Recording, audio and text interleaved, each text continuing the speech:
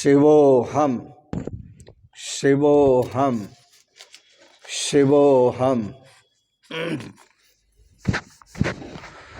ओम सच्चिदानंदरूपाय विश्वोत्पत्त्यादिहेतवे तापत्रय विनाशाय श्रीकृष्णाय वयं नमः। श्रीकृष्णाय वयं नमः।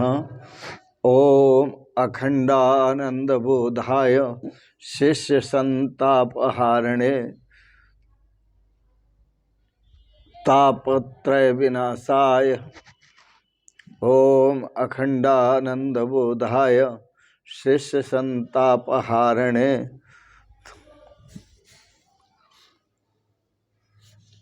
तस्मै श्री गुरवे नमः। तापत्रय विनाशाय तस्मै श्री गुरवे नमः।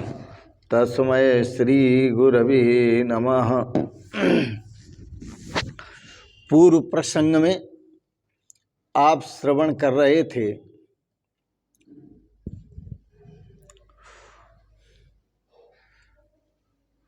जन्म मृत्यु जरा व्याधि।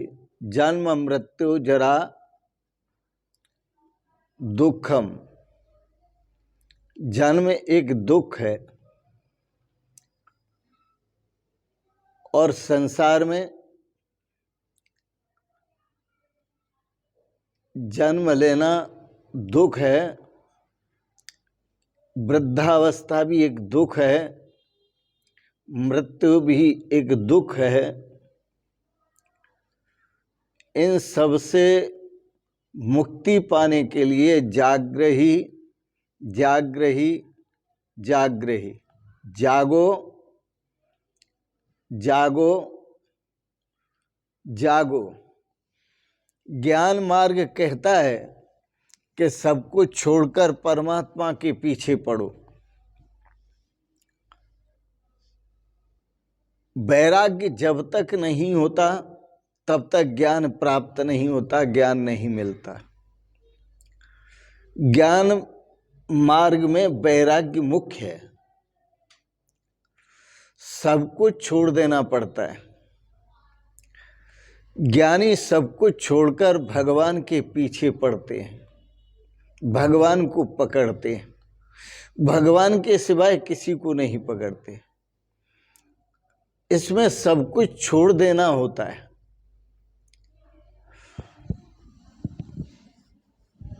इस मार्ग में, ज्ञान मार्ग में मुख्य त्याग है। और इस मार्ग के जो आचार्य हैं वो भगवान शिव हैं। भगवान शिव ज्ञान प्रधान हैं। इसलिए महापुरुष कहते हैं यदि ज्ञान का पाठ सीखना हो तो बनारस में जाओ, भगवान शिव के दर्शन करो। बनारस जो है ज्ञान प्रधान है। यदि मर्यादा का पाठ सीखना है तो अयोध्या जाओ, भगवान श्री राम की उपासना करो और मर्यादा का पाठ सीखो। यदि प्रेम का पाठ सीखना है तो यहाँ वृंदावन धाम में पधारें, क्योंकि मर्यादा के आचार्य भगवान श्री राम हैं। त्याग के, वैराग्य के आचार्य भगवान शिव हैं। परंतु जो प्रेम के आचार्य हैं वो तो भगवान श्री कृष्ण हैं। भक्ति मार्ग कहता है कि सर्वस्व का त्याग करना बड़ा कठिन है।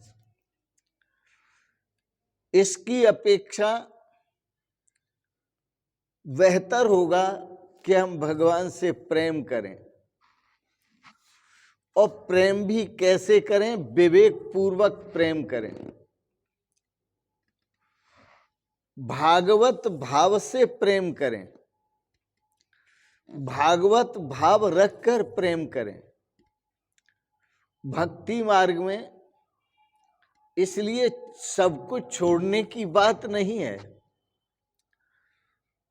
वैष्णव कहेगा यह सब कुछ तो भगवान का स्वरूप है, यही भागवत भाव है। भगवान को अपने आप को समर्पित करना है, और वैष्णव भगवान को अपने आप को समर्पित करते हैं, और समर्पित करते हुए सर्व रूपों में भगवत दर्शन करते हैं, भगवान का दर्शन करते हैं। भक्ति मार्ग में समर्पण मुख्य है। इस मार्ग के जो आचार्य हैं वो भगवान श्री कृष्ण हैं। भगवान श्री कृष्ण हर किसी पर प्रेम रखते हैं, उनका प्रेम सबसे है। भगवान जैसा प्रेमी आज तक हमने कोई देखा नहीं।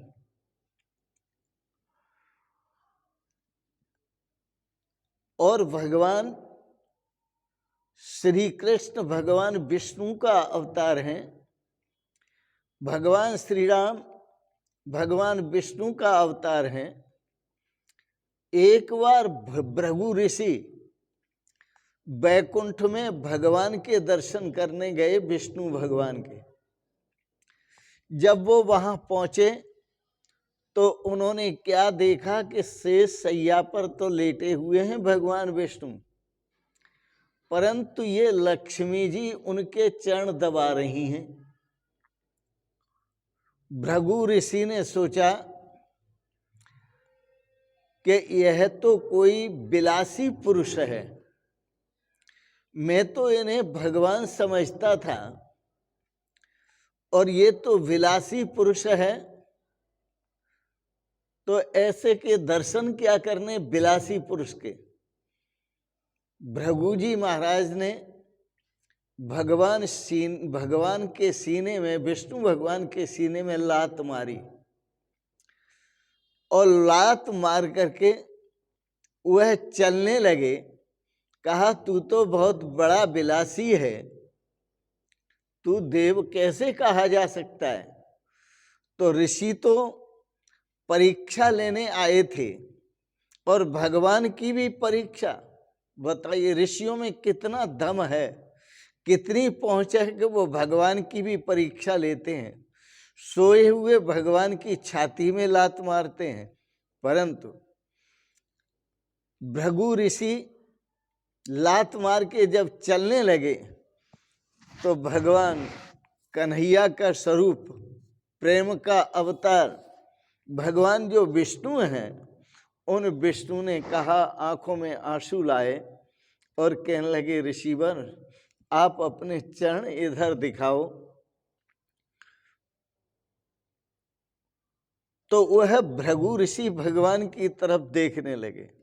बोले हाँ हाँ, भगवान बोले हाँ हाँ, अपना चरण इधर दिखाओ।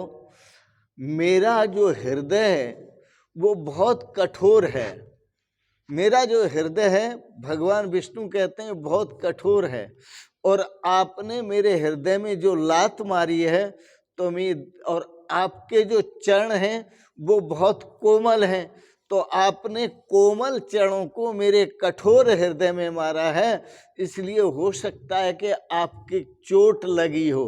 तो भगवान उन ऋषि के चरणों को देखने लगे और देख करके उनको दबाने लगे, चरणों को दबाने लगे। और कोई जगत में ऐसा आप विचार करो, कोई जगत में ऐसा प्रेमी है क्या कि जो लात भी खाए और चरण भी दबाए। ऋषियों की लात भी खाए और चरण भी दबाए, वो भगवान विष्णु ही तो ऐसे हैं जिनके पास विलासता की सारी सामग्री है। भगवान विष्णु कुछ त्यागने के लिए नहीं कहते, वो तो भक्तों को विलासता की सामग्री जुटा देते हैं। और भगवान श्री कृष्ण भी त्यागने के लिए नहीं कहते, वो प्रेम करने के लिए कहते हैं। संसार में यही भाव रखो जो गोस्वामी तुलसीदास जी ने बताया। जड़ चेतन जग जीव जत सकल राममय जान। चाहे जड़ वस्तु है, चाहे चेतन वस्तु है, यह सब वस्तुएं भगवान का स्वरूप हैं।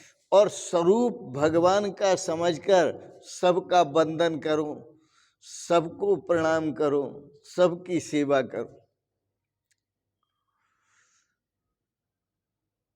भगवान तो इतने महान हैं कि विष देने वाले से का भी उद्धार करते हैं। और भगवान विष्णु जब चरण दबाने लगे तो लक्ष्मी को बुरा लगा। क्यों बुरा लगा? कि भृगु ऋषि ब्राह्मण वंश के हैं और भृगु ऋषि ने मेरे स्वामी के वक्ष स्थल में, हृदय में जो लात मारी है, ये अच्छा नहीं किया। लक्ष्मी जी कहने लगी कि तुमने मेरे स्वामी का अपमान किया है, इसलिए मैं कसम खाती हूं कि मैं तुम्हारे घर नहीं जाऊंगी। लक्ष्मी ने ब्राह्मणों के घर जाने से इनकार कर दिया। ज्ञानी ये मानते हैं कि जब से शारीरिक संबंध हुए हैं तब से ही यह संसार के जीव दुखी हुए हैं। यहां शरीर का ही संबंध है। लात जो है वह भी शरीर है, भगवान का जो वक्ष स्थल है वह भी शरीर है, लक्ष्मी का जो शरीर है वह भी शरीर है। तो लक्ष्मी ने शाप दिया, इसलिए अक्सर ब्राह्मण, ज्यादातर ब्राह्मण वंश में आपको गरीब मिलेंगे और मांगते हुए मिलेंगे, क्योंकि लक्ष्मी ने कहा मैं तुम्हारे घर नहीं जाऊंगी, तुम दर दर मांगते फिरोगे। तो इसलिए लक्ष्मी के शाप से ब्राह्मण अक्सर दरिद्र मिलेंगे। ज्ञानी कहते हैं जब से शारीरिक संबंध हुआ है तभी से दुख हुआ है। यदि शरीर से संबंध न रखे, यदि परमात्मा से प्रेम होता तो कभी दुख नहीं होता। इसलिए ज्ञानी शरीर के संबंधों का त्याग बताते हैं, इंद्रियों के संबंधों का त्याग बताते हैं, अंतःकरण मन बुद्धि चित्त अहंकार के संबंधों का त्याग बताते हैं और परमात्मा के प्रति प्रेम बताते हैं कि आप परमात्मा के प्रति प्रेम करें। प्रेम करना ही सबसे प्रेम करना, किसी एक से नहीं। एक में तो शारीरिक संबंध हो जाएगा, हाँ, एक से प्रेम करो, जो परमात्मा है उसी को सब में एक मान करके प्रेम करो, तभी जीवन में श्रेय की प्राप्ति होगी। तो एक तो परमात्मा से प्रेम करो और सभी से प्रेम करो।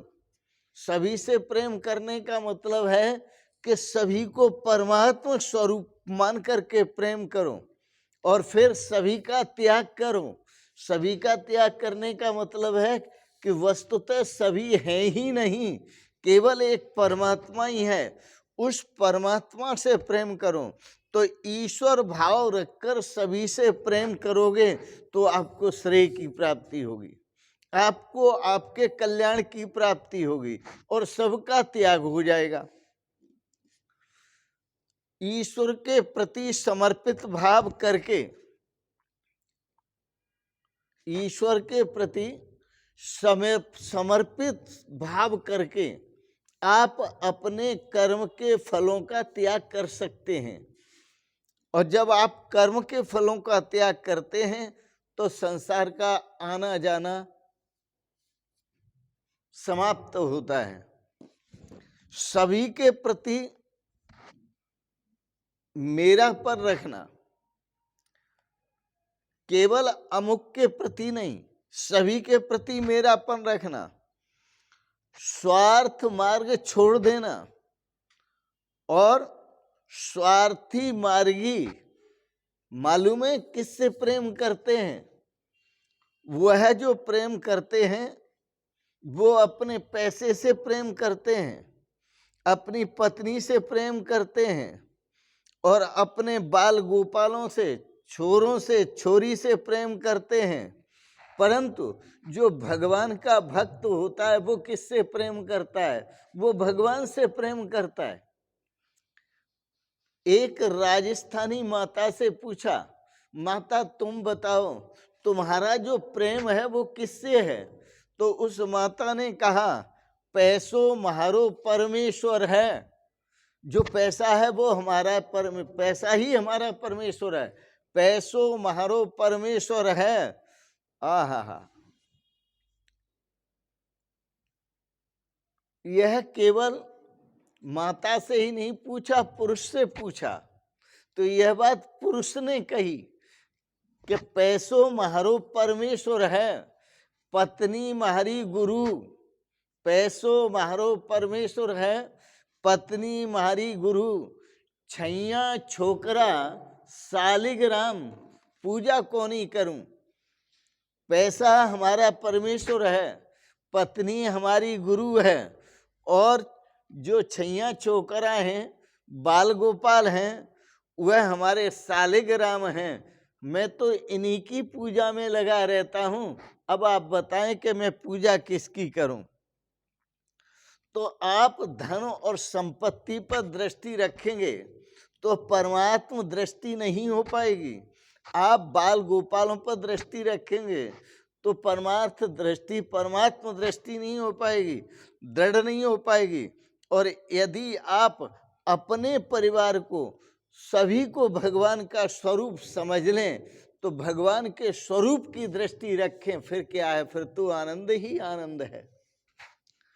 तो जो जगत से, जो संसार से जागृत नहीं होता, वह कभी परमात्मा को प्राप्त नहीं कर सकता। संसार में जागृत होता है काम, संसार में जागृत होता है क्रोध, संसार में जागृत होता है लोभ और मोह और अहंकार, और जीवन को कारागार बना देता है। वहां सभी दुखी होते हैं। इसलिए जागृत कौन है? जो अपने मन को विषयों से मुक्त कर देता है। जागृत कौन है? जो अपने मन को भगवान में लगा देता है, भगवान के नाम जप में लगा देता है, भगवान के स्वरूप में लगा देता है। जागृत कौन है? जो काम, क्रोध, लोभ, मोह, अहंकार का परित्याग करता है, वही जागृत है। गोस्वामी तुलसीदास जी ने बड़ा सुंदर भाव प्रकट किया और कहा, गोस्वामी तुलसीदास जी ने, जानी तवै जीव जग जागा, जानी तवै जीव जग जागा, जब सब विषय विलास विरागा। जीव को जगा हुआ तभी जानो, जब इसको सभी विषयों से और विलासता से वैराग्य प्राप्त हो जाए। सुंदर शब्दों में कहा, जानिए तबै जीव जग जागा, जब सब विषय विलास विरागा।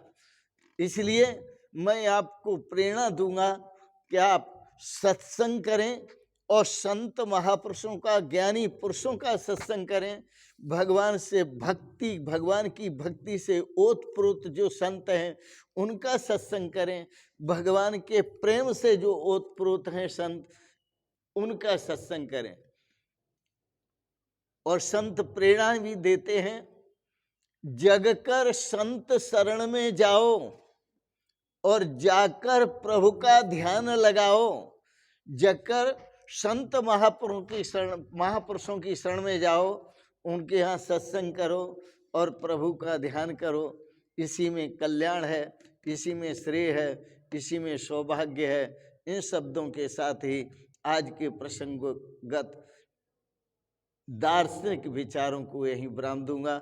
आपने श्रीमद् भागवत पर दार्शनिक विचार श्रवण किए, इसके लिए बहुत बहुत अनुग्रहित हूँ।